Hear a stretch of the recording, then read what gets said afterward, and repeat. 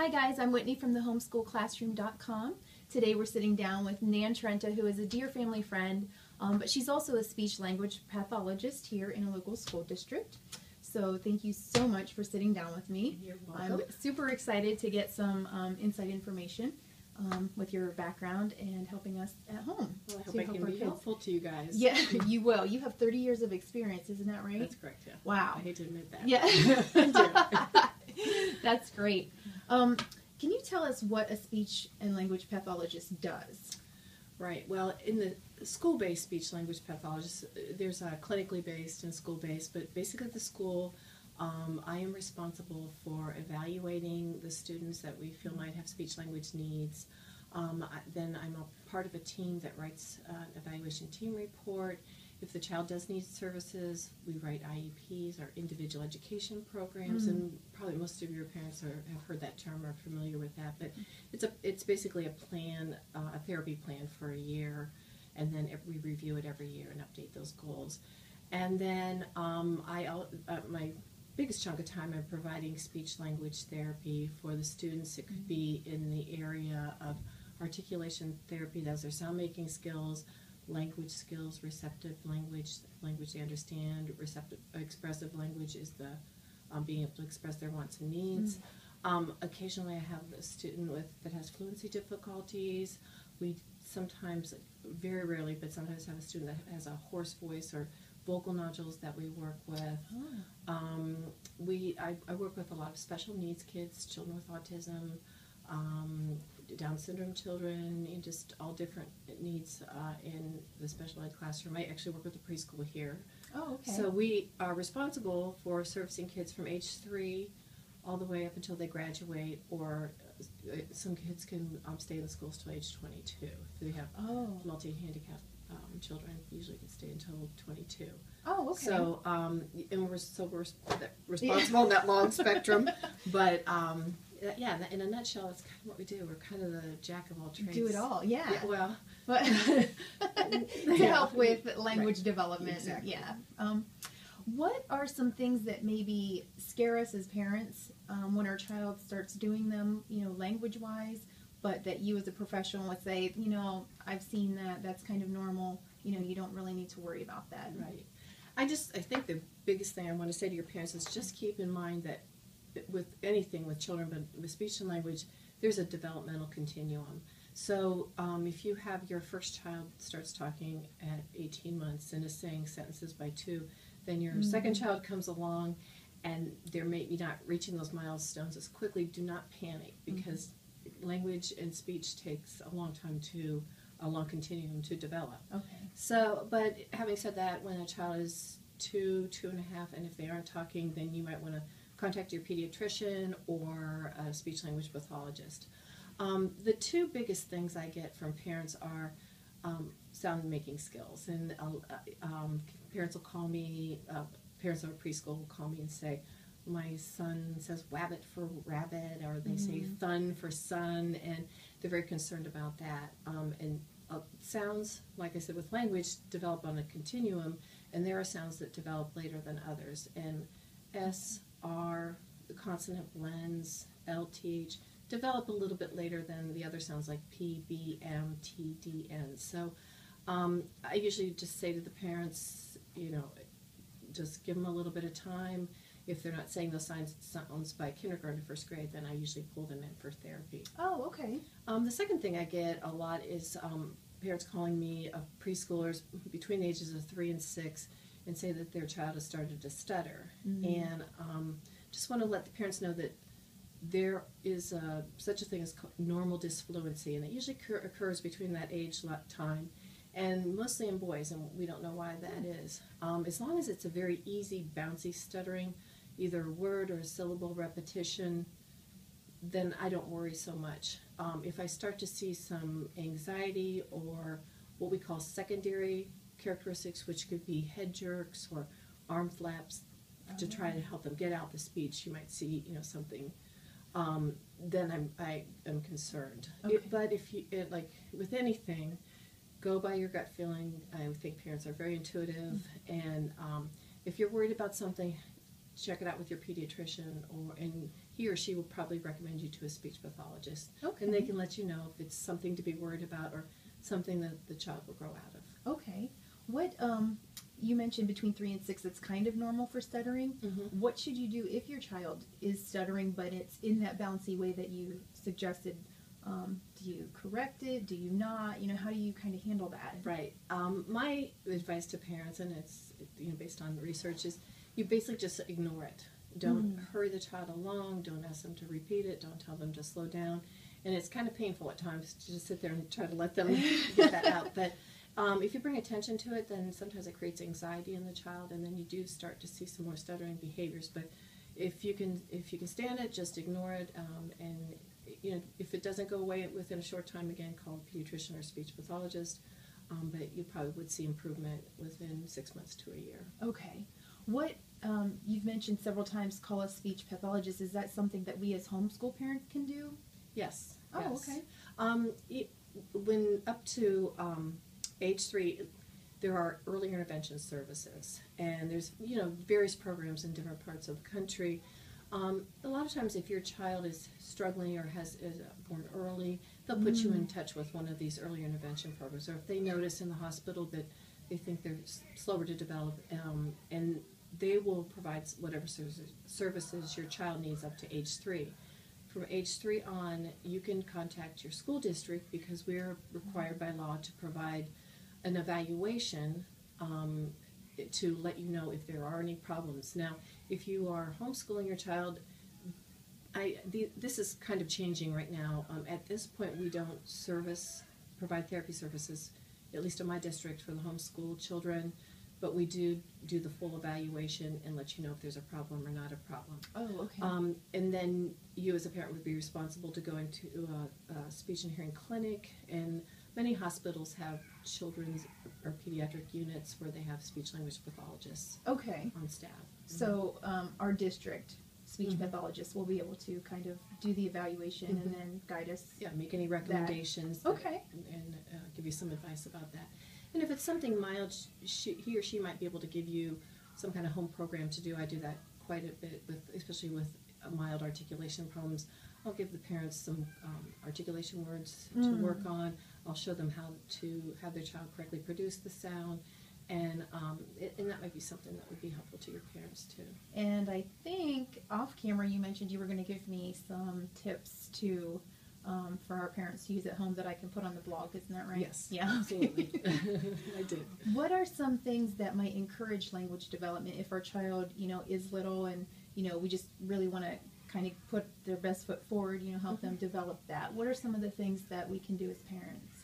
My biggest thing is read to your child. I am a book freak. I'm close to retirement. We just had the book fair, and I bought 20 books. Yeah. But I think I always love children's literature, no matter how old I get. And that's one thing. There's so many great programs at the library. So I always encourage parents to get involved in the reading programs. Really from preschool on, they have summer programs and reading programs and that type of thing. Another good piece of advice for parents is just to have your kids play with other kids, interact with other children, whether it be play groups or involving them in activities at the Y or at church or play groups or whatever. It's just good for other children to interact with kids their age. Okay. All right. Now, do you want me to show you some of my stuff that I do. Yes. What do you use in your classroom to help? We were talking off camera that I like to take a book and kind of expand it, and you were saying that you like that too. I don't really use a curriculum or any kind of particular therapy books, but there's a ton of good ideas out there, and online you can get some really, really great ideas. And I'm going to give you some websites where your parents can find some of these ideas. The preschool age, I love anything that has to do with Little People and Fisher-Price. And I think the thing I love about this, when you go on their website, they've got pirate ships and they've got farm and home and they have bride and groom and they have nativity scenes and they have Halloween scenes and Thanksgiving scenes and Everything Santa you'd Claus ever and the want. reindeer, yeah. So, and the other thing Whitney and I were talking about is our thematic lifestyle. We live in themes. So when I am thinking about a theme, that's always like a great place to go. And hands-on for preschoolers is the way to go.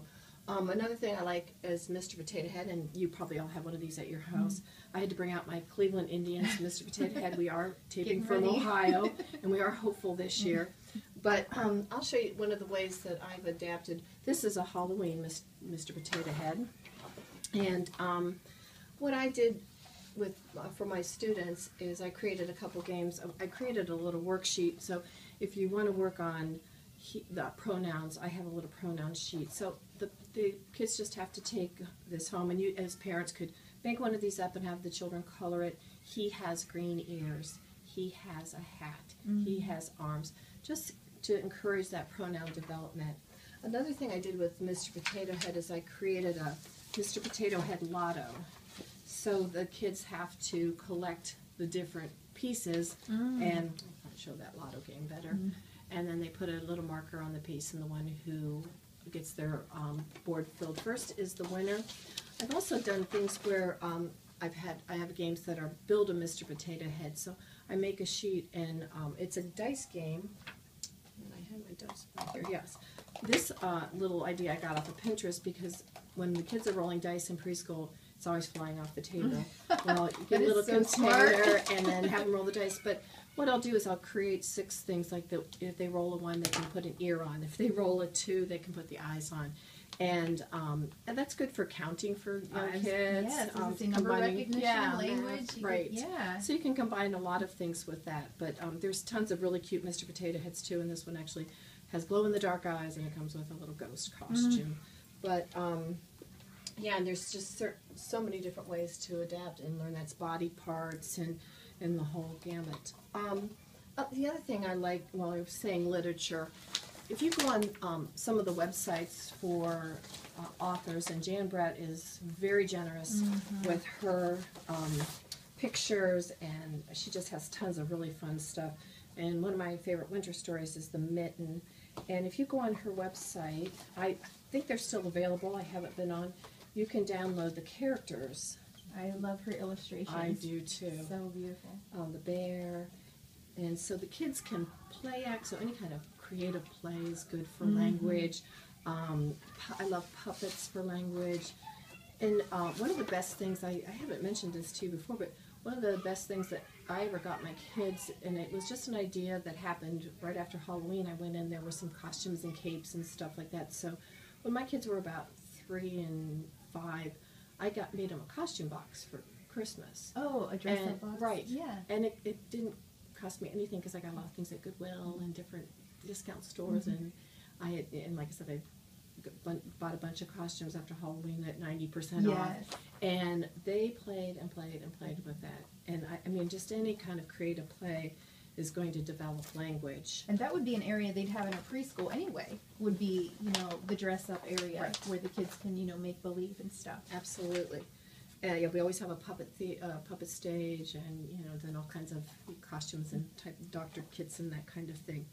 Another book story that I like, let me get rid of some of this stuff, looks like out of the way, is There Was an Old Lady, and there's tons of these now. There's one for just about every season. This one is There Was an Old Lady Who Swallowed a Clover, since we are here in St. Patrick's. But they have There Was a Lady Who Swallowed a Book, There Was an Old Lady Who Swallowed a Bat, the Christmas one, There Was an Old Lady Who Swallowed a Bell. So, and I like that because you can I do these and then I compare and contrast with the old ladies. So that's those a great books are always really funny. Oh, and they the are. Kids love them. Yeah, and my kids, even my 1st and 2nd graders, love to feed the old lady. Now, this was not created by me, and I'll give you this was created by Katie Yeh, Y-E-H, and she's on Playing with Words 365.com. So I want to give you the reference. Okay. And she was very generous to allow us to copy this for free. And it has the parts of the story. The lady swallowed the clover, and the kids love to swallow the clover, and the daisy. And So we start out by describing the words or talking about the words. Then when we read the story, they have to listen for their word and feed it, so they're having to listen for the specific thing. And then at the end, a lot of times I will have them sequences. Now 7 sequences is tough for kids, so I help them out with that. But then we might say she swallowed the clover, and I think she swallowed the daisy next, and on and on. And then I have them retell the story. There was an old lady who swallowed a clover. And even just simply, there was an old lady who swallowed a daisy. And just sequencing and retelling is a really good skill for kids. And you're getting that number recognition in again. Exactly. Oh, you're thinking like a math lady. You can get so many things at, I love TJ Maxx and Marshalls, and I'll just put that out there, not just for clothes, but a lot of times around Christmas, they have really great toys. And we're doing Dr. Seuss this month because it's his birthday. Yeah. And I got these opposite concept cards, and they're just cute. We're going to have shapes and all kinds of different things. So opposites on there, just really, really cute concept cards. You can, let me show you one more thing from TJ Maxx Marshalls thing. You can buy manipulatives from different educational stores, and my school has purchased these, but I found a cute little brown bear puzzle that the kids can put together at TJ Maxx and Marshalls, and they a lot of times have the board books, which are very durable, especially if you have preschoolers. So there's just, scout your local thrift stores, and there are just so many different ideas. If you're talking about speech development, one of the sounds that I work on a lot of times with kids is F. They want to say P for F, so they might say poor pipe instead of 4 and 5. Well, I created a little game where I hit a frog, and they had to find the frog. So it's a fun game, but then they're also practicing their F sound. Right. And you can do that with anything, you know, if you, see a snake, and they'd have to go around the house and find a snake. One of the websites, I'm not sure, and I apologize to the person who created this because I think it's brilliant, but I don't have the reference. She did a lizard lids, and you just get the plastic canning jar lids, and you hide a lizard. You lay them all out on the table, and then you hide a lizard under a couple of them, and they have to find the lizard. And so they might practice an L sound 5 or 10 times. They might say love, love, love, love, love 10 times, and then they say lizard lids, and they have to try to find and collect the lizard. One who collects the most lizards is the winner. Oh, I bet they think that's a lot of fun. Yes, they have a blast with that.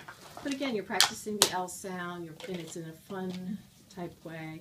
Right. Although when you are, if your child does have an articulation problem, a sound making skills problem, be sure to consult with your speech pathologist, because she'll be able to tell you she'll be able to show you how to correctly produce the sound to teach your child. Oh, okay. So there's just certain techniques that we have, and we share them with parents all the time. So a lot of them are simple, and a lot of times the kids are very stimulable for that sound, and all they need is practice. Yes, I've noticed my son with his R's. Right. And I want to help him, but at the same time I'm thinking, am I doing it right? Right. I can say R and but I don't know how to express to him, what to do with his mouth or whatever. So the local speech pathologist can help us, if we have, a child who struggles with that. Right. Okay. Right. Now, if it's something a little more severe, something that really needs a lot of repetition, a lot of therapy, then they'll need to pursue therapy. But sometimes if it's just, a lot of times we see that, we call it interdental lisp, a thun for sun, and it's just a matter of closing your teeth and practicing. Okay. And if it's something very easy, a lot of times parents can do that at home. Something a little more difficult, we have sound making disabilities called apraxia, and that's more of a motor planning problem, and that's going to require some more intensive therapy. Oh, okay. So, it just depends on the severity of the problem, but if it's something very mild, there are things that parents can do at home. So practicing those sounds, if I'm having my son practice rock, and his name's Reese, so it starts with an R. Yeah, that always is a tricky one. But just kind of doing, little moments of practice, is that good enough to help a child with that? Absolutely. Okay. And you might just set 10 minutes a day and help them practice, and then once they get it in words, then you might have them read sentences with the sound in, read from a book with the sound that has a lot of R's in, or a book that has a lot of R sounds in it, and that kind of thing. But our ultimate goal is to carry it over into daily speech, and sometimes that's the tricky part. They can do everything with me in therapy, but then I hear them in the classroom and it's not there yet. But sometimes it's just maturity with a child also. Okay. Is there anything else that I forgot to ask that you're thinking we as homeschool parents need to remember or know? Can't think of anything today. I think we've covered a lot of things. Do you have any questions for me? Do you think that your parents would? Yeah, I think you have a ton of resources, a ton of ideas, and anything that maybe you forgot to mention, or it's a website or something that you want to give me, I'll be happy to make a speech tab on the blog, and people can find the information there very easily. Great. And if you get any questions from your parents, you can certainly forward those to me, and then we'll do the best we can to help them out or steer them in the correct direction. And I can address it on the blog. Perfect. Okay. And thank you so much for taking your time, having us in your adorable classroom, and sharing all of your information with us. We really appreciate it. Well, I am happy to do it, Whitney. Thanks for having me. Guys, for more tips from a teacher, go to thehomeschoolclassroom.com.